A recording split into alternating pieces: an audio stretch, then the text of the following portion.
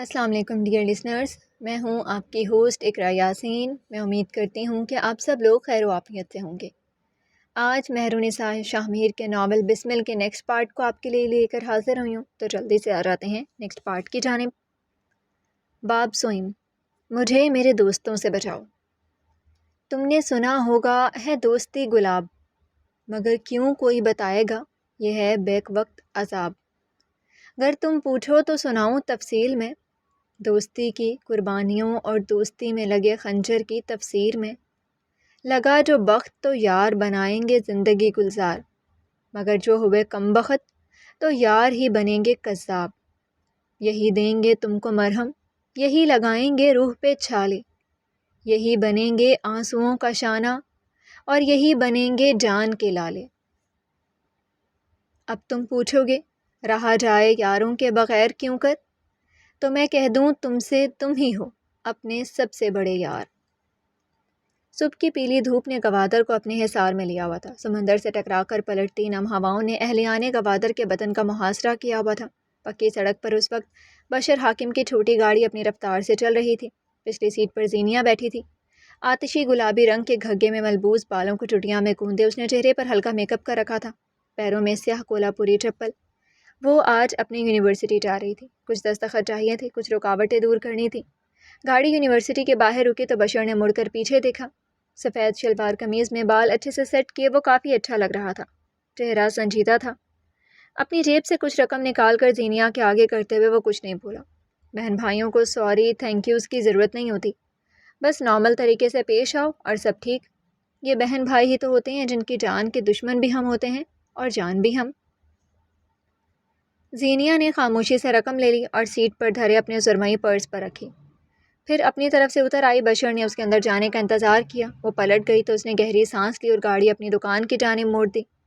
وہ یونیورسٹی کی راہداریوں میں چلتی ہوئی پرنسپل کے آفس کی جانب جا رہی تھی۔ راہداری کے دونوں اطراف میں سبز گھاس بچھی تھی، لڑکیاں ٹولیاں بنائے بیٹھی تھیں۔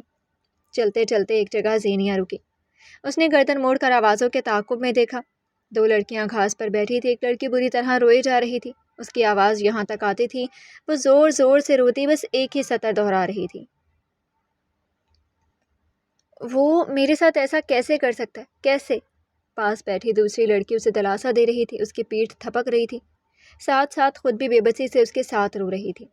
زینیا کو نہ جانے کیا ہوا تھا کہ وہ بس انہیں دیکھے گئی۔ وہ کبھی اس طرح کسی کے سامنے نہیں روئی تھی، کسی نے اسے اس طرح تسلی نہیں دی تھی۔ کئی لمحے عجیب انداز میں وہ بس انہیں دیکھتی رہی۔ اس کی آنکھیں انہیں دیکھ کر پتھرا رہی تھیں۔ کیوں کبھی کسی نے اس کا غم نہیں بانٹا تھا؟ کیوں کسی نے کبھی اسے دلاسے نہیں دیے تھے؟ یکدم اس کے ذہن میں دھماکہ ہوا، غم بانٹنے والے تو دوست ہوتے ہیں، اور زینیا نے کبھی دوست نہیں بنایا۔ اسے یاد آ گیا۔ وہ چند لمحے وہیں کھڑی ان دونوں لڑکیوں کو دیکھتی رہی۔ رونے والی لڑکی اب دوست کی کسی باتوں پر نم آنکھوں سے مسکرا رہی تھی۔ زینیا سر جھٹک کر آگے بڑھ گئی۔ کچھ دیر بعد پرنسپل کے دفتر سے اپنے کاغذات دستخط کروانے کے بعد وہ باہر آ کر بینچ پر بیٹھی تھی۔ سنگی بینچ پر بیٹھی اس وقت وہ اپنے کاغذات اکٹھے کر رہی تھی۔ یونیورسٹی خالی خالی تھی، یہ کلاسز کا وقت تھا، بس کچھ طلباء تھے جو بنک مار کر باہر گھوم رہے تھے۔ ارے زینیا، تم کب آئیں؟ مسکراتی خوشگوار آواز پر زینیا نے سر اٹھا کر دیکھا۔ اس کے سامنے پروفیسر سمیہ نوید کھڑی تھی۔ زینیا انہیں دیکھتے ہوئے اٹھی تھی۔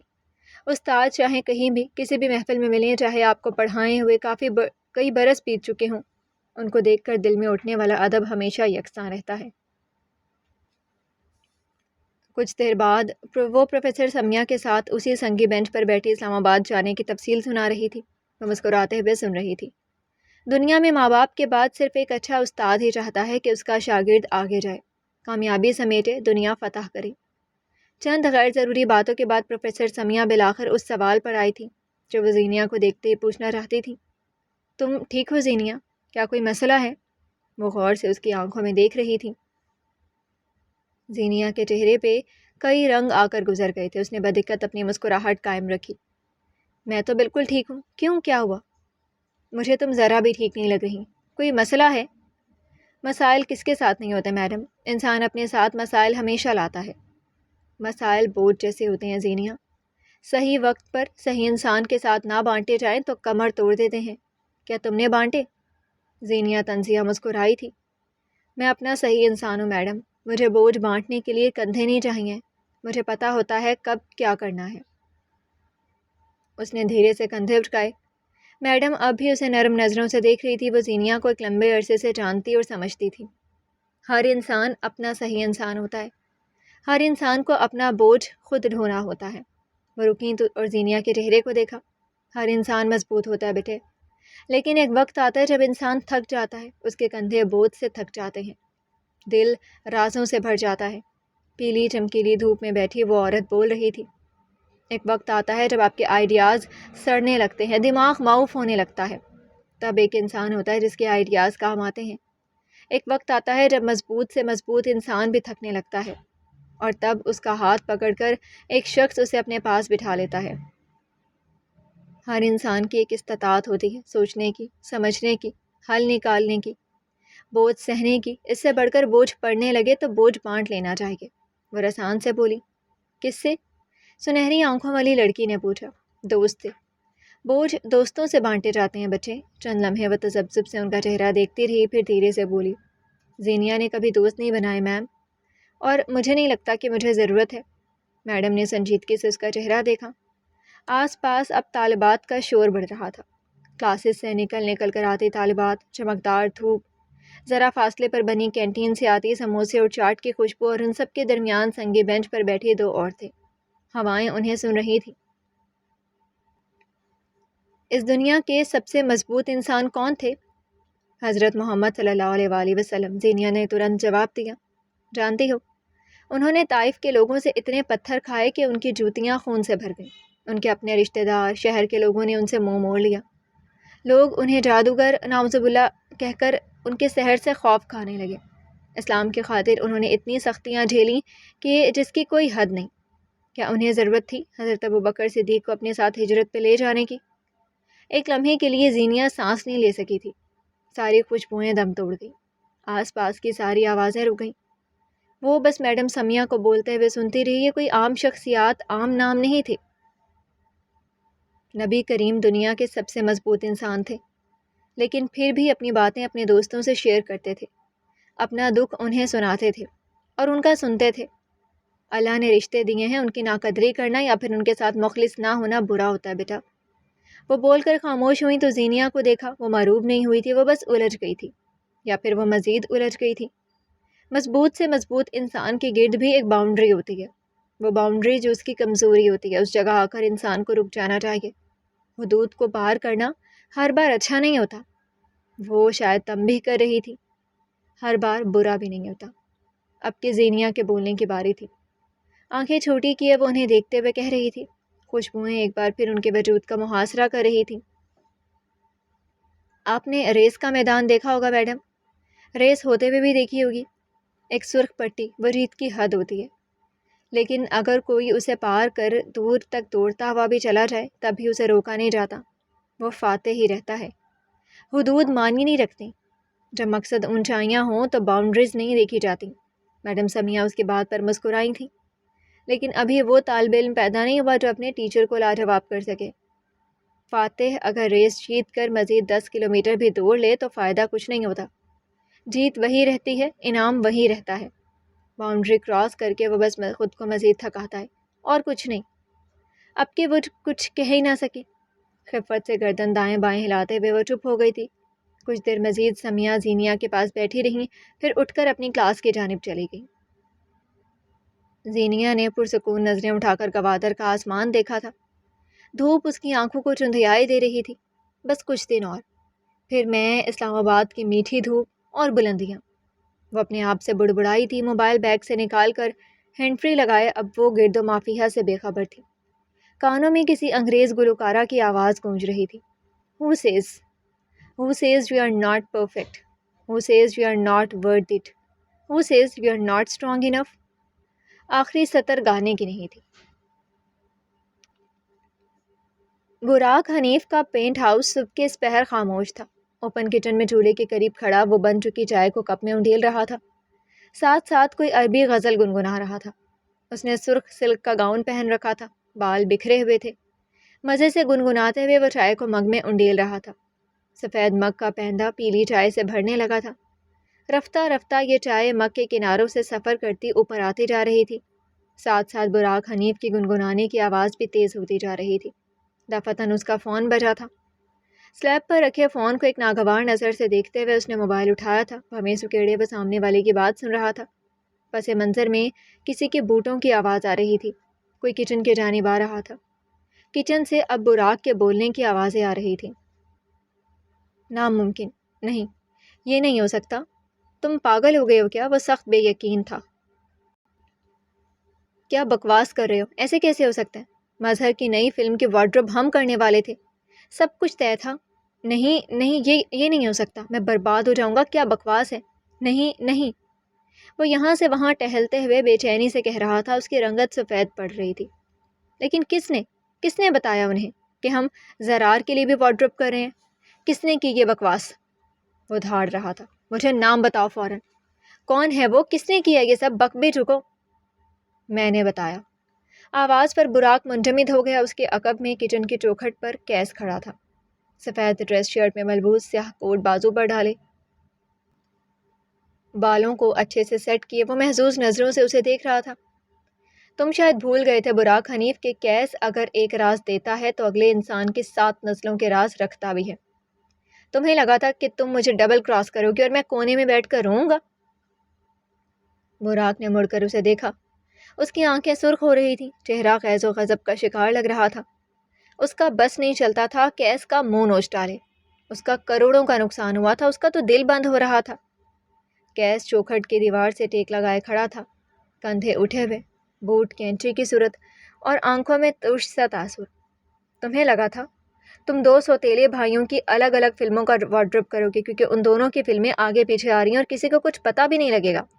اس کی آنکھوں میں تپش تھی۔ براق ضبط سے اسے دیکھ رہا تھا۔ تم صحیح تھے براق، کیس نے سراہا، تم بالکل صحیح تھے۔ ان دونوں نفرت میں ڈوبے بھائیوں کو بالکل بھی یہ بات پتہ نہ چلتی اگر میں نہ بتاتا، بالکل اسی طرح جس طرح واصف منیر کو اگر تم سچ نہ بتاتے۔ میرے بتانے سے تمہارا کوئی نقصان نہیں ہوا، براق پوری قوت سے چلایا تھا۔ اس کا بس نہیں چلتا تھا کیس کے ٹکڑے ٹکڑے کر دے۔ دوستی ایک طرف، کاروباری حریف اب سامنے تھے۔ کیس مسکرایا۔ تم صحیح کہہ رہے ہو، میرا کوئی نقصان نہیں ہوا، کیونکہ میں صرف گناہ نہیں کرتا، میں اپنے گناہ کو اون بھی کرتا ہوں۔ یہ تم ہو براق جو چوری چھپے وار کرتا ہے۔ براق نے سر جھٹکا، بہت سارا اشتعال اندر دبایا۔ میں تمہیں معاف نہیں کروں گا لوسیفر، تمہیں حساب دینا ہوگا، میں حساب لوں گا تم سے۔ تم نے دوستی میں غداری کی ہے۔ تم شاید کبھی میرے دوست نہیں تھے، کیس نے تصحیح کرنا ضروری سمجھا۔ میں نے ساری زندگی میں صرف ایک ہی دوست بنایا تھا۔ اس کی آنکھوں کے آگے ایک سنہری آنکھوں والی لڑکی کی جھلک آئی تھی۔ تم سب براق، ساری دنیا تم سے یا تو میرا مقابلہ ہے یا مجھ سے آگے ہو یا پیچھے، تم میں سے کوئی بھی میرے برابر نہیں۔ میرے برابر صرف وہی تھی، میری دوست۔ اسے مجھے گرانا پسند نہیں تھا، وہ میرے لیے آگے بڑھنے کے لیے دعائیں کرتی تھی، تم لوگوں کی طرح مجھے گراتی نہیں تھی۔ اس لیے وہ آگے کو ہوا۔ براق کے خون چھلکاتی آنکھوں میں دیکھا۔ آئندہ مجھے اپنا دوست نہیں کہنا، کیونکہ کیس کو تم جیسے دوستوں کی ضرورت نہیں ہے۔ وہ کہہ کر چند لمحے وہیں کھڑا اس کے تاثرات دیکھتا رہا، پھر آگے بڑھ گیا۔ براق نے اس کے جانے کے بعد چہرے پر ہاتھ پھیرا۔ وہ سخت مضطرب نظر آتا تھا۔ یہ ڈیل اس کی زندگی کی بہترین ڈیلز میں سے تھی۔ آہ کیس، آہ، تم نے یہ کیا کر دیا؟ وہ بے چینی سے یہاں سے وہاں ٹہل رہا تھا۔ دفعتاً وہ بالکل ٹھہر گیا۔ آنکھیں اب کے چمک اٹھی تھی، لب شیطانی مسکراہٹ میں ڈھل گئے۔ وہ واپس لیب تک آیا، تیزی سے اپنا موبائل اٹھایا اور اب وہ کھٹا کھٹ ٹائپ کر رہا تھا۔ ایک پیغام بھیج کر اس نے سکون سے آنکھیں بند کر کے کھولی۔ اندر تک شانت ہو گیا تھا وہ۔ شیطان شیطانی سے پہلے مجھ سے اجازت نامہ سائن کرواتا ہے۔ تمہیں لگتا ہے کہ میں تمہیں بخش دوں گا؟ وہ بڑبڑاتے ہوئے اب سکون سے دوسری چائے بنانے لگا تھا۔ چائے کا بھی اپنا مزہ ہے، پہلے خوشی سے پی رہا تھا، اب غم میں پیوں گا۔ کچھ دیر قبل کی ساری کلفت دور کرتے ہوئے وہ بالآخر مسکرایا تھا۔ اسے بھلا کون اداس کرنا چاہے گا؟ یہ ایک گولف کلب کا منظر تھا۔ اسلام آباد کی چمکدار دھوپ میں دور تک بچھی نرم گھاس پر اس وقت فاصلے سے چند لوگ کھڑے تھے۔ سفید پولو شرٹ اور جینز میں ملبوس مہدی کمبیر بھی ان لوگوں میں سے تھا۔ آنکھوں پر سیاہ گلاسز لگائے وہ اپنے دوستوں کے ساتھ کھڑا تھا۔ وہ کھیل نہیں رہا تھا، کھیلنے والے لوگ کوئی اور تھے۔ اس کے ساتھ اس کا ایک دوست کھڑا تھا، مختلف پریشانیاں بتاتے ہوئے وہ سخت پریشان تھا۔ اسے نہیں معلوم تھا کرنا کیا ہے۔ مہدی اسے غور سے سن رہا تھا۔ اس کا ہم عمر دوست ماتھے کو چھوتے ہوئے بے حد پریشانی کے عالم میں کچھ کہہ رہا تھا۔ مہدی غائب دماغ ہونے لگا تھا۔ وہ اس وقت کسی کو سننے کی حالت میں نہیں لگتا تھا. اس کے اپنے 1000 مسائل تھے. وہی مسائل سنانے کے لیے اس وقت وہ یہاں آیا تھا، اپنے دوست کے پاس، بلکہ اپنے ڈھیر سارے دوستوں کے پاس. ابھی دنیا کا ایسا کوئی ملک نہیں بنا ہوگا جہاں مہدی کے دوست نہ پھیلے ہوں. اس کے گرد ہمیشہ لوگ رہتے تھے، سننے والے، سمجھانے والے، لیکن شاید کوئی بھی اس کے لیے نہیں تھا. ایسا اسے اب محسوس ہوتا تھا. تم کوشش تو کر کے دیکھو، اپنے ابا سے ایک بار بات کرو، دیکھنا وہ تمہاری سن لیں گے. مجھے اتنے سخت نہیں لگتے وہ. بالآخر مہدی نے ایک حل پیش کیا. نہیں کر سکتا یار، میں نہیں کر سکتا. کاش تم میرا مسئلہ سمجھ جاتے. وہ سخت جھنجھلایا ہوا تھا. کاش تم سمجھ پاتے کہ ہم مڈل کلاس لوگ ہیں. ہمارے ساتھ مسائل نہیں ہوتے، مسائل کے ساتھ ہم ہوتے ہیں. تھوڑی دیر کی مزید تقریر کے بعد وہ چلا گیا تھا. مہدی بھی ذرا فاصلے پر بنے پول کی طرف آ گیا تھا. کرسی پر بیٹھتے ہوئے اس نے اپنا انسٹاگرام کھول لیا. مسائل کے نام پر اسے ایک لڑکی یاد آئی تھی. پھر اس کا بلاک کرنا یاد آیا تھا. وہ بے اختیار مسکرایا تھا. اس لڑکی کو تنگ کرنے میں بہت مزہ آتا تھا، لیکن اس سے ہونے والی آخری ملاقات وہ چاہ کر بھی نہیں بھول پا رہا تھا. اس روز جب شام کے وقت کنٹینر لائبریری کے قریب مہدی نے زینیہ حاکم کو اسلام آباد آنے کی دعوت دی تھی، وہ ان کی آخری ملاقات نہیں تھی. ہوٹل جانے سے کچھ سمے قبل لائبریری میں صفائی کرنے والا ایک چھوٹا لڑکا بھاگا بھاگا مہدی کی طرف آتا دکھائی دیا تھا. وہ جو نجیب کے ساتھ نکلنے والا تھا، لڑکی کے اپنے سامنے آنے پر بالکل ٹھہر گیا. کیا ہوا بیٹا، تم ٹھیک ہو؟ اسے گھٹنوں پر ہاتھ رکھے سانسیں برابر کرتے ہوئے دیکھ کر مہدی نے پوچھا. یہ موبائل. اس نے ہاتھ میں پکڑا موبائل اس کی جانب بڑھایا. سانس ہنوز پھولا ہوا تھا. یہ آپ کی بیوی کا ہے، لائبریری میں ٹوٹ گیا تھا. بچہ ٹھیٹ بلوچی میں بات کر رہا تھا. نجیب کو اس کی بات کا سر پیر سمجھ نہیں آیا. تم یہاں تک یہ موبائل دینے آئے ہو؟ مہدی نے جواباً بلوچی میں ہی پوچھا. وہ لائبریری سے کافی آگے جو نکل آیا تھا. مہمان لگتے ہو، مہمانوں کا سامان گم ہو جائے تو ہمیں اچھا نہیں لگتا. وہ سیدھا ہوا، پسینہ صاف کیا. مہدی نے اسے موبائل لیا.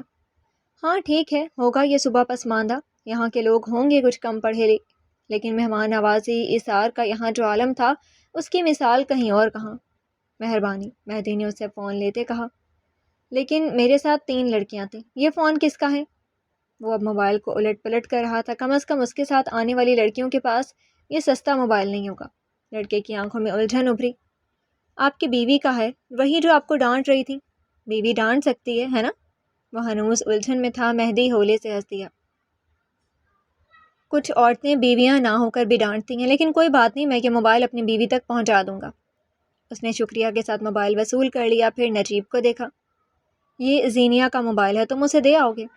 ساتھ چلتے ہیں اس کے گھر، بس دعا کرو دروازے پر وہی آئے، ورنہ یہاں موبائل کی یہ لین دین اچھی نہیں سمجھی جاتی، بات ہی نہ بن جائے. ٹھیک ہے، اگر دروازے پر وہ نہیں آئی تو موبائل کا کوئی ذکر نہیں کرنا، خواہ اس کے لیے مسائل نہ ہو جائیں، مہدی نے اس سے کہا. وہ دونوں کچھ دیر بعد گوادر کی خستہ حال گلیوں میں چل رہے تھے. یہ گلیاں اور یہاں بنے ہوئے مکانات عمانی دور کا حصہ تھے. رات سر چڑھ آئی تھی اور روشنی کا کوئی خاص انتظام یہاں نہیں تھا. مہدی نے موبائل ہاتھ میں دبوچ رکھا تھا. پہلے اس نے سوچا تھا کہ موبائل نجیب کے ساتھ روانہ کر دے، لیکن پھر نہ جانے کس خیال کے تحت وہ یہاں خود آیا تھا. کہیں نجیب اس کے مسائل ہی نہ بڑھا دے. سیاہ رنگ کے چھوٹے سے گیٹ کے سامنے آ کر وہ دونوں رک گئے. نجیب کی بدولت وہ یہاں آ سکے تھے. رات کے کوئی 8-9 بجے کا وقت تھا. گلی میں ہلکا اندھیرا تھا. آس پاس کچھ بچے تھے، شاید بتی نہیں تھی جبھی اتنا اندھیرا تھا. اسی اندھیرے میں مہدی نے آگے بڑھ کر دروازہ بجایا. دوسری طرف وہ صحن میں ہی موجود تھی. سیاہ لباس میں الجھے بکھرے بالوں کے ساتھ وہ مطمئن لگتی تھی. اس کے پیروں کے قریب وہی سیاہ رنگ کا کتا بیٹھا تھا. دروازہ بجنے کی آواز اس نے نظر انداز کر دی، مگر چند لمحے بعد دروازہ پھر بجا تھا. ٹھہری ہوئی دستک. ابا اور بشر گھر میں نہیں تھے. کونج ہیڈ فون ٹھوسے کمرے میں پڑی ہوگی. چاروں ناچار اسے اٹھنا پڑا. دوپٹہ سر پر لیے چہرے کو آدھا ڈھک کر وہ دروازے تک آئی. گھر میں کوئی مرد نہیں ہے، بعد میں آئیے گا. اس نے دروازہ کے قریب کھڑے ہو کر کہا. کیا تم دروازہ کھول سکتی ہے؟ میں تمہارا موبائل واپس کرنے آیا ہوں. مہدی کی آواز پر اسے جیسے کرنٹ لگا ہو. یہ صرف آواز نہیں تھی، یہ بلوچی زبان بھی تھی، اسے آتی تھی. زینیہ نے تیزی سے لاک کھولا. دروازہ نیم وہاں رکھا. مہدی نے پہلے آس پاس دیکھا. گلی کے کونے میں کوئی بچہ کھڑا تھا. کسی خیال کے تحت وہ جھکا اور دروازے کی ہلکی سے دراز سے موبائل گھر کے اندر کر دیا. وہ اسے کسی قسم کا موضوع بنانے سے جتنا بچ سکتا تھا اتنا بچ رہا تھا۔ وہ جو ہی سیدھا ہوا یکدم ٹھہر گیا۔ نیم وہ دروازے سے جھانکتی سنہری آنکھیں، وہ آنکھیں اتنی روشن تھی کہ مہدی ان میں آسمان کے چاند کا عکس دیکھ سکتا تھا۔ ان کی سوگواریت، ان کی سرخی، وہ چند پل کے لیے باقاعدہ جامد ہوا تھا۔ اس نے 55 ملک دیکھے تھے، کتنی ہستی، اداس، مغموم آنکھیں دیکھی تھیں، لیکن پہلی بار ان آنکھوں کو دیکھ کر اس کا دل کیا کہ وہ ٹھہر کر پوچھے، کیا تم ٹھیک ہو؟ لمحوں کا کھیل تھا۔ جس دروازے سے وہ نظر آئی تھی وہ اسی تیزی سے بند ہوا اور وہ نظر آنا بند ہو گئی۔ وہ جیسے کسی خیال سے چونکا۔ موبائل مل گیا، اب آپ جا سکتے ہیں، اندر سے آواز ابھری۔ مہدی نے محض سر ہلا دیا اور پلٹ گیا۔ ڈور میں ایک اور گانٹھ لگ گئی تھی۔ آخری ملاقات جانے کیوں آخری لگی ہی نہیں۔ اس رات وہاں سے پلٹتے وقت مہدی چاہتا تھا کہ یہ ملاقات آخری رہے، بس آخری۔ الجھے سرے الجھے رہیں مگر قسمت اس کے تابع کہاں تھی۔ موجودہ لمحے میں اس نے فوراً زینیا کا انسٹاگرام کھولا اور میسج ٹائپ کیا، امید ہے تم نے صبح اٹھتے ہوئے زہر کی بجائے چائے پی ہوگی۔ پیغام سفر کرتا ہوا گیا، بلوچستان کی فضاؤں میں پہنچا اور پھر زینیا کے موبائل پر جگمگایا۔ وہ بشر کے ساتھ گاڑی میں تھی۔ عقبی نشست پر پیغام کی ٹیون بجی، غیر شناسا اکاؤنٹ لیکن جانا پہچانا انداز۔ پیغام کو پڑھتے ہوئے اس کی بھویں سکڑ گئیں، انگلیاں حرکت میں آئیں۔ چائے میں زہر، آئیڈیا اچھا ہے، اگلی بار اگر کبھی آپ بلوچستان آئے تو ضرور آزماؤں گی۔ دوسری جانب مہدی اس کا جواب دے کر مسکرایا تھا، میری چائے میں زہر ڈالو گی؟ لڑکی، میں مہمان ہوں، ہر مہمان کی ایکسپائری ڈیٹ ایک دن ہوتی ہے، اس سے زیادہ رہنے والے بوجھ ہوتے ہیں یا پھر ڈھیٹ۔ زینیا کے پاس ہر بات کا جواب تھا۔ اب کہ مہدی پھر سے ہنسا تھا، یہ لڑکی اس کا غم سے نکلنے کا ذریعہ بن رہی تھی۔ تم میرے شہر آ رہی ہو، کیا میں اس زہر والے آئیڈیا کو اپنے لیے استعمال کر سکتا ہوں؟ کوشش کر کے دیکھ لیں، میں زہر سے بڑی زہر ہوں، کہیں آپ کا زہر ہی سبز نہ پڑ جائے۔ گولف کلب میں بیٹھا ہوا مہدی فوراً جواب لکھ رہا تھا۔ گاڑی میں بیٹھی زینیا کھٹ کھٹ ٹائپ کر رہی تھی۔ اسلام آباد سے گوادر آنے والی ہواؤں نے ناسمجھی سے اس سنگم کو دیکھا تھا۔ چند پل مہدی نے کچھ نہیں لکھا، زینیا کی جانب سے بھی خاموشی رہی۔ پھر مہدی کی انگلیوں نے سست روی سے ٹائپ کیا، کیا میں تمہیں کال کر سکتا ہوں؟ میرے سوالوں کے جواب تمہارے پاس ہوتے ہیں۔ زینیا کے موبائل پر میسج چمکا تو ایک پل کو وہ ٹھہر گئی۔ بشر اس کی جانب متوجہ نہیں تھا، سو وہ آرام سے ٹائپ کر رہی تھی۔ اگر ایک بار پھر بلاک ہونا ہے تو ضرور کریں۔ مہدی ہولے سے ہنس دیا، آپ کے پاس ڈھیر سارے دوست ہیں، مجھ سے جواب کیوں چاہیے؟ آپ کے ٹھہر جانے کی باری مہدی کی تھی۔ ڈھیر سارے دوستوں کا ہونا بھی ڈھیر سارا مسئلہ ہوتا ہے، مجھے سمجھ ہی نہیں آ رہا میں اس وقت کسے بلاؤں، میرے لیے کون آئے گا؟ شاید کوئی بھی نہیں۔ وہ ٹوٹے پھوٹی سطریں لکھ رہا تھا، آنکھوں میں آزردگی تھی، چہرہ پریشان۔ جب آپ کے پاس ڈھیر سارے دوست ہوں تب آپ کے پاس صرف ایک انسان ایسا ہونا چاہیے جو آپ کا گو پرسن ہو، میرے پاس ایسا کوئی نہیں ہے۔ اب کی بار اس نے ایک لمبا پیراگراف لکھا تھا۔ زینیا کے موبائل پر چمکتے الفاظ اسے کسی اور ہی جہان میں پہنچائے ہوئے تھے۔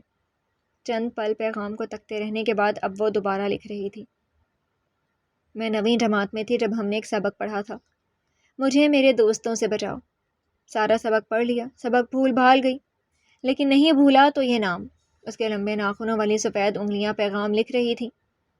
مجھے ہمیشہ سے لگتا تھا کوئی انسان اپنے ہی دوستوں سے کیوں بچنا چاہے گا؟ دوست تو آپ کا گو پرسن ہوتے ہیں جن کے پاس آپ ہر مصیبت اور خوشی میں جاتے ہیں، لیکن آج مجھے اس سبق کا مطلب پتہ چل گیا ہے۔ اس نے پیغام بھیجا، مہدی بے قراری سے پڑھے گیا، آخری لفظ پر وہ رکا، پیغام مکمل نہیں تھا۔ زینیا کی چیٹ میں اب 3 نقطے نظر آ رہے تھے، یعنی وہ لکھ رہی تھی۔ اگلے منٹ اسکرین ایک بار پھر روشن ہوئی۔ ضرورت سے زیادہ چیزیں عذاب ہوتی ہیں اور آپ نے ضرورت سے زیادہ دوست پا لیے ہیں، سونے پہ سہاگا آپ ان کے الفا ہیں۔ میں شاید آپ کی حالت سمجھ سکتی ہوں۔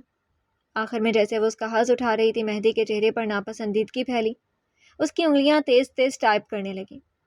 تمہیں بہت مزہ آتا ہے کسی کی حالت دیکھ کر خوش ہونے میں، کیسی انسان ہو تم؟ کوئی فیلنگز ہیں یا نہیں؟ انگوٹھے کو زور سے اسکرین پر مار کر پیغام کو بلوچستان روانہ کیا، وہ اپنے غصے کا اعلان کیا ہو۔ اسلام آباد سے آئے پیغام کی تعظیم کی گئی۔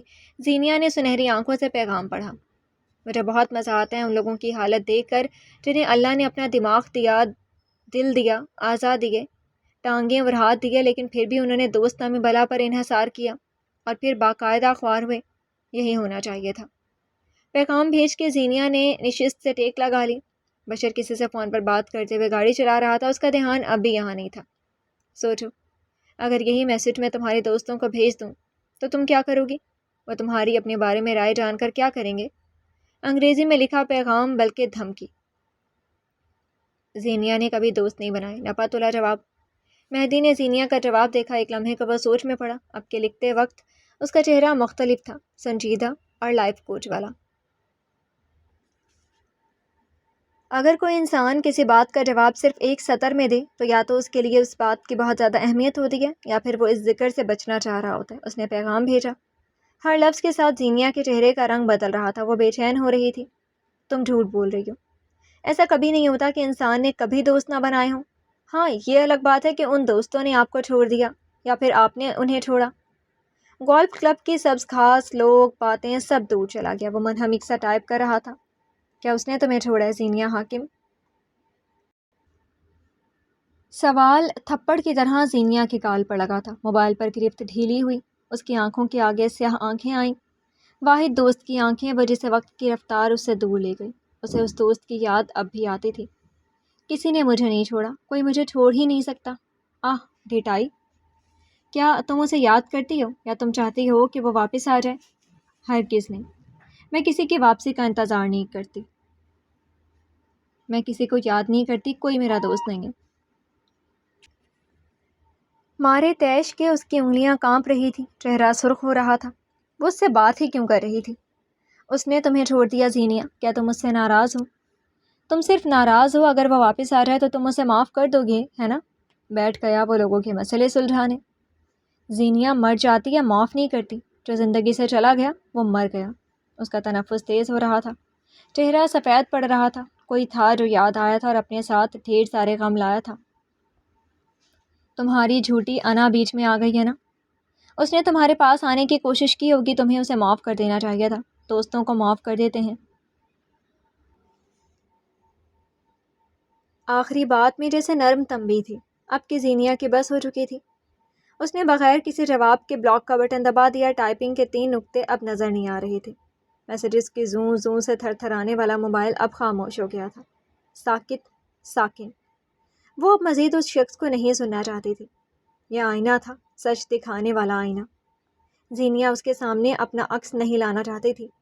الجھا سرا بس الجھا ہوا ہی ٹھیک تھا۔ دوسری جانب گولف کلب میں لمبی کرسی پر بیٹھے مہدی نے ڈھیر سارے پیغام لکھنے سے اپنی انگلیوں کو روکا اور ایک بار پھر "you can't reply to this conversation" والے میسج کو دیکھا۔ مہدی کمبیر آج زندگی میں دوسری بار بلاک ہوا تھا۔ لڑکی وہی پہلی تھی۔ شیشے کی دیواروں والے آفس میں اپنی پاور چیئر پر بیٹھے کیس نے سفید ڈریس شرٹ پہن رکھی تھی۔ کوٹ ہمیشہ کی طرح سٹینڈ پر ٹنگا تھا۔ اس کے سامنے بلیک کافی کا بھرا ہوا مگ رکھا تھا جس سے وہ وقتاً فوقتاً گھونٹ لے رہا تھا۔ لیپ ٹاپ پر بے مقصد انگلیاں چلاتے ہوئے وہ کسی اور جہاں میں تھا۔ یہ اس کا بلاک فیس تھا۔ اس کے پاس آئیڈیاز تھے، اس کے پاس وقت تھا، توانائی تھی، لیکن پھر بھی وہ کام نہیں کر رہا تھا۔ گھنٹوں بیٹھ کر اسکرین کو تکنا اور کام نہ کر پانا، یہ دکھ یا تو ایک لکھاری سمجھ سکتا ہے یا پھر ایک آرٹسٹ۔ دفتر آفس کے دروازے پر دستک ہوئی تھی، یوں جیسے کسی نے انگلیوں کی مدد سے ٹک ٹک کی ہو۔ کیس نے بے دم ہو کر سر کو نشست کی پشت پر گرا دیا۔ اسے خود پر غصہ آ رہا تھا، اسے اپنے کام پر غصہ آ رہا تھا۔ دستک ایک مرتبہ پھر سے ہوئی۔ آ جاؤ حبیب، وہ جھنجھلایا۔ چہرے کے زاویے بگڑ گئے۔ دروازہ اب کھلا تھا۔ برا سا منہ بنائے سفید سیاہ زنانہ ٹو پیس میں ملبوس حدیبیہ آتی دکھائی تھی۔ یہ ہر بار آپ کو کیسے پتہ چل جاتا دروازے پر میں ہوں؟ خفا خفا سا سوال۔ کیس یوں ہی گردن گرائے پڑا رہا، انگلیوں سے کنپٹی کو مسلا۔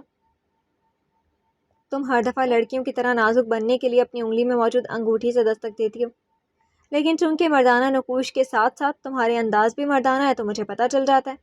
اس نے آنکھیں کھول کر حدیبیہ کو دیکھا، وہ تکان زدہ لگتا تھا۔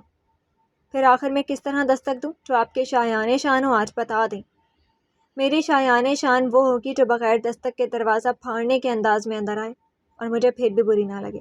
اس کا لہجہ بیٹھا ہوا تھا، شاید وہ کافی وقت سے نارمل دکھنے کی کوشش کر رہا تھا۔ حدیبیہ نے برا منہ بنایا۔ صاف صاف کہیں نا کہ اپنی جیسے مہذب عورت پسند آئے گی۔ اس نے اپنے پر زور دیا تھا۔ ویسے آپس کی بات ہے، پوری کمیونٹی میں آپ کو حد سے زیادہ غیر مہذب سمجھا جاتا ہے۔ ویسے آپس کی بات یہ بھی ہے کہ ایسی لڑکی اس دنیا میں ہوگی۔ وہ ہاتھ میز پر رکھے آگے کو جھکی، آنکھوں میں تجسس تھا۔ کیس پہ مسکراتے ہوئے آگے کو جھکا۔ ہوگی، ضرور ہوگی، شرط یہ ہے کہ میں مردوں کے جھمگٹے میں سے نکل کر ایک اصل لڑکی سے ملوں۔ حبیب، آخر میں حبیب پر زور دیا۔ حدیبیہ دانت پر دانت جمائے پیچھے کو ہوئی۔ جانتے ہیں وہ کون سا دن ہوگا جب میں خود کو نجات زدہ سمجھوں گی؟ جس دن تم خودکشی کرو گی میں عالم ارواح میں تمہیں اپنا سیکرٹری رکھوں گا۔ کیس نے فیصلہ سنایا تھا۔ حدیبیہ نے ڈھیر سارا اشتعال اندر دبایا۔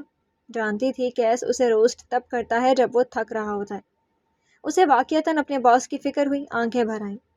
ساری کمیونٹی آپ کے خلاف ہے، آصف منیر کا سکہ بول رہے۔ قسم ڈھہ جائے گا باس، کچھ کریں پلیز۔ اس کی آنکھوں میں آنسو بھر رہے تھے۔ لوگ آپ کے خلاف باتیں کر رہے ہیں، قسم کے لوگوں کو دوسری جگہ سے آفرز آنے لگی ہیں۔ یہ ایک دن میں نہیں ہوا باس، آصف منیر تیاری کے ساتھ آیا تھا۔ لوگ چھوڑ جائیں گے، قسم ڈھہ جائے گا۔ کیس نے تھکی تھکی نظروں سے اسے دیکھا۔ کسی نے تمہیں تو آفر نہیں دے دی، تم مت جانا ورنہ کیس ڈھہ جائے گا۔ اس نے روتے روتے نفی میں سر ہلایا تھا، آنسو تواتر سے بہہ رہے تھے۔ قسم میں اس نے بھی اپنی زندگی لگائی تھی۔ میں مذاق نہیں کر رہی باس، 20 کلیکشن واصف کا ساتھ دے رہی ہے، ایس جی اے والے آپ کے لوگوں کو آفرز دے رہے ہیں، جڑیں کھوکھلی ہو رہی ہیں۔ زکام زدہ رنج میں ڈوبی آواز۔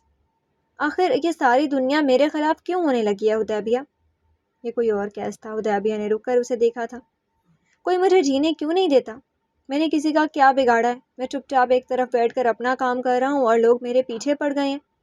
وہ آنسو بھول کر اسے دیکھے گئی۔ یہ تکان زدہ سوال، یہ ہارا لہجہ، یہ بے رونق آنکھیں، یہ اس کا باس نہیں تھا۔ وہ لوگوں کے رویوں کو یوں دل سے نہیں لگاتا تھا۔ آپ اپنے کسی دوست سے مدد مانگیں، کسی دوست کو بلا کر مشورہ کریں، کوئی تو ہوگا جو آپ کے ساتھ ٹھہر سکے، کوئی تو سہارا بنے۔ اس کا بس نہیں چلتا تھا، ایک بار پھر رونے لگے۔ جس دن کیس سہاروں پر کھڑا ہونے لگا اس دن وہ کھڑے ہونے پر لعنت بھیجے گا۔ میرا دوست میں خود ہوں۔ کسی انسان کی اتنی اوقات نہیں کہ اسے کیس کا دوست بنایا جا سکے۔ گلاس وال سے آتی دھوپ اس کے چہرے پر گر رہی تھی۔ سائے میں کھڑی حدیبیہ اسے بولتے ہوئے سنتی رہی تھی۔ لوگ میری جڑیں کھوکھلی نہیں کر سکتے، میں کرنے نہیں دوں گا۔ قسم کو میرے ہاتھوں نے بنایا، میرے کندھے اس کا بوجھ ساری زندگی ڈھو سکتے ہیں، میں اسے گرنے نہیں دوں گا، تم فکر نہیں کرو۔ آخر میں اس کا لہجہ ہلکا سا ڈھارس دینے والا ہوا تھا۔ حدیبیہ کو اس سے ہمدردی ہوئی۔ کہانی کو اسلام آباد میں روک کر ذرا دیر کے لیے ہم گوادر جائیں گے۔ شیشے کے سامنے کھڑی زینیہ حاکم اپنے شہد رنگ بالوں کو سنوار رہی تھی، برش ہاتھ میں تھا اور وہ مختلف زاویوں سے اپنے چہرے کو دیکھ رہی تھی۔ اسی لمحے کونچ داخلی دروازے سے اندر آئی۔ زینی تم تیار ہو جاؤ، ابا نے کہا ہے تم اپنی شادی کی شاپنگ خود کرو۔ وہ چہک رہی تھی۔ زینیہ نے اس کو نہیں دیکھا۔ کتنا مزہ آئے گا، ہم شاپنگ کرنے جائیں گے۔ وہ خوش تھی، بے انتہا خوش۔ مڈل کلاس لوگ شاپنگ نہیں کرتے، ضروریات پوری کرنے جاتے ہیں۔ ظالم سفاک تبصرہ۔ اور ابا سے کہو میری پسند کا نہ سوچے، کیونکہ مڈل کلاس لوگ ضروریات پوری کرتے کرتے پسند اور خواہش کو شوکیس میں چھوڑ کر آتے ہیں۔ مجھے بھی آج وہی کرنا ہوگا۔ وہ کونچ کی جانب مڑی، بے تاثر آنکھوں سے دیکھا، کیونکہ خواہشات ہمارے بجٹ سے 1-2 ہزار زیادہ مہنگی ہوتی ہیں۔ کونچ نے بل کھا کر اسے دیکھا تھا۔ بھاڑ میں جائے تمہاری فلسفی، تم جیسی ناگن کے ساتھ جانا ہی نہیں مجھے۔ اللہ جانے اتنا زہر کہاں سے لاتی ہو۔ جاؤ اپنی کسی دوست کو ساتھ لے جاؤ۔ وہ جاتے جاتے مڑی۔ اس کی آخری بات پر دونوں بیک وقت چونکی تھیں، کونچ بے خیالی سے، زینیہ بھاری دل سے۔ کیا آپ نے کبھی دوست نہیں بنائے باس؟ اگر کیس نارمل حالت میں ہوتا تو اس اب نارمل سوال کا اپنے حساب سے جواب دیتا، لیکن آج کل اسے وہ دوست بہت یاد آتی تھی۔ وہ سنہری آنکھیں، وہ گزرا وقت، یاد کے پنے اس سنہری یادوں سے بھرے پڑے تھے۔ حدیبیہ کی بات پر وہ ایک پل کو ٹھہر گیا تھا۔ آس پاس یادیں اور ماضی بکھر گیا تھا۔ میری ایک دوست تھی، بہت اچھی، ملنسار، میرے جیسی نہیں تھی۔ کیس کی آواز کہیں دور سے آتی تھی۔ وہ اگر مجھے کسی کام سے روک دیتی تھی تو میں رک جاتا تھا، وہ اگر کوئی کام کروانا چاہتی تھی تو میں کر لیتا تھا۔ سنہری آنکھیں اتنی شدت سے یاد آئیں کہ دل پسیجا تھا۔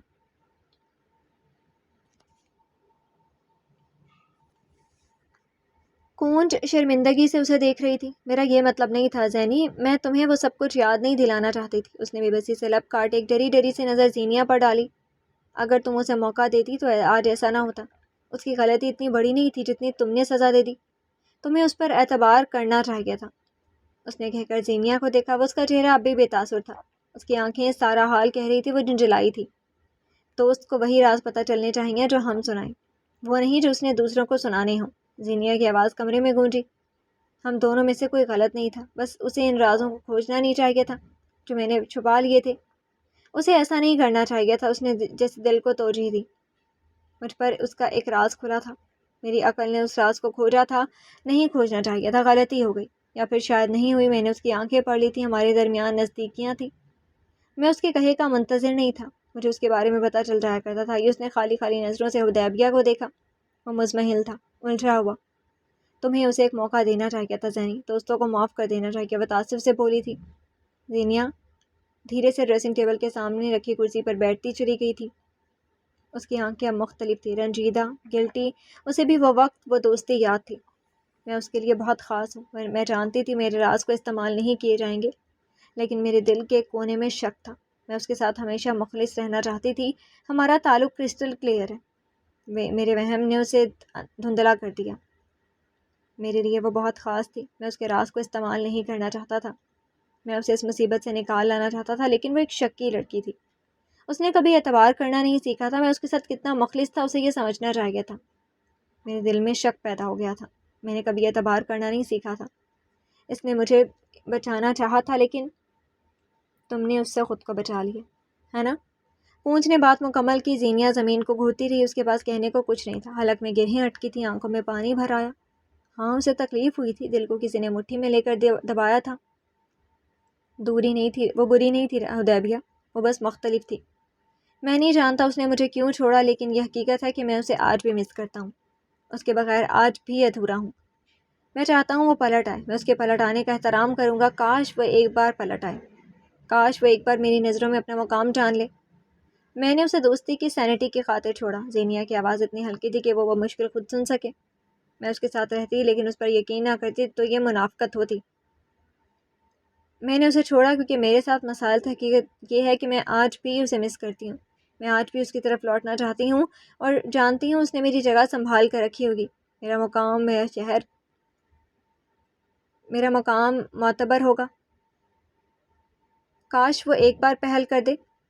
میں آج بھی اس کے پلٹ کر آنے کا منتظر ہوں، اس نے دہرایا۔ سورج کی کرنوں نے اس کے چہرے سے پھسلنا شروع کیا تھا، چھاؤں پر اس شخص کا بھی حق تھا۔ مجھے یقین ہے کہ وہ ایک دن واپس آئے گا، کیونکہ اسے مجھ پر اعتبار ہوگا۔ وہ چاہتی ہوگی کہ میں پہل کروں، لیکن میں نہیں کر سکوں گا۔ اس کا لہجہ اٹل تھا۔ یہ نہیں ہے کہ مجھے اس سے ضد ہے یا کوئی مقابلے بازی ہے، وہ میری دوست ہے، اسے میرا احترام کرنا ہوگا، اسے آج بھی تمہارے پلٹ آنے کا انتظار ہوگا۔ کونج اسے کہہ رہی تھی، اسے آج بھی اپنے برتھ ڈے پر تمہارا انتظار ہوتا ہے زینی۔ تمہیں نہیں لگتا تمہیں اس کے پاس پلٹ کر جانا چاہیے؟ زینیا نے چند لمحے اداس آنکھوں سے دیکھا۔ اگر وہ پلٹ آئی تو میری زندگی کے آدھے دکھ ختم ہو جائیں گے۔ میں اس کے پاس نہیں لوٹ سکتی، میں اس کے پاس لوٹ کر نہیں جا سکتی، اس کے مسائل بڑھ جائیں گے۔ میں اپنی آخری سانس تک اس سے دور رہنے کی کوشش کروں گی، میں اپنی آخری سانس تک اس کی پکار کا انتظار کروں گا۔ اگر اس نے ایک بار بھی مجھے واپس بلایا تو میں چلا جاؤں گا۔ دونوں بیک وقت خاموش ہوئے تھے، دونوں کے الفاظ بیک وقت ختم ہوئے تھے۔ کیس نے یاسیے سے اپنا رخ کھڑکیوں کی جانب موڑ لیا تھا۔ زینیا موڑے پر بیٹھی رہ کے جس طرح ٹانگیں شل ہو جایا کرتی ہیں، اسی طرح ٹوٹی ہوئی دوستیوں کا ذکر دل کو شل کر دیتا ہے۔ کیا تم نے کبھی دل کا شل ہونا محسوس کیا ہے؟ جی تو ڈیئر لسنرز، کیسی لگی آپ کو آج کی ایپیسوڈ؟ کمنٹ سیکشن میں ضرور بتائیے گا۔ پھر حاضر ہوں گے نیکسٹ ایپیسوڈ کے ساتھ۔ اجازت دیجیے، شکریہ، اللہ حافظ۔